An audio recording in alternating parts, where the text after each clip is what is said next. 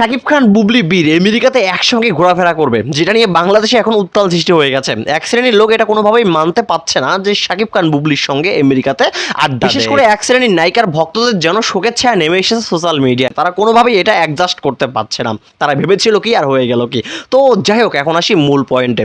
শাকিব খান একটা রোবট নয়, শাকিব খান কিন্তু একজন মানুষ, আপনার আমার মতো একজন মানুষ। শাকিব খানেরও কিন্তু একটা ব্যক্তি জীবন রয়েছে। সে কার সঙ্গে ঘুরবে, কাকে সময় দিবে, কাকে নিয়ে আড্ডা দেবে, সেটা তার একান্ত পার্সোনাল ব্যাপার। আর যদি সেটা হয় তার ফ্যামিলিকে সময় দেওয়ার ব্যাপার, তাহলে আমি বলবো এটা নিয়ে কথা বলা হচ্ছে বোকামি। আরে ভাই, শাকিব খান তার স্ত্রী এবং তার সন্তানকে সময় দেবে, তাতে আপনাদের জ্বলছে কোথায়? নাকি আপনাদেরও ইচ্ছা হয় শাকিব খানের পাশে শোয়ার? যখন অপবিশ্বাস ছেসরার মতো ডিভোর্স হওয়ার পরে শাকিব খানকে জোর জবরদস্তি করে তার সন্তানকে সঙ্গে নিয়ে আমেরিকায় ঘোরাফেরা করেছিল, তখন আপনারা কই ছিলেন? তখন তো আপনারা অনেক খুশি হয়েছিলেন, হাতে তালি দিয়ে বলেছিলেন বাহ অনেক সুন্দর দৃশ্য। তাহলে এখন জ্বলতেছে কেন?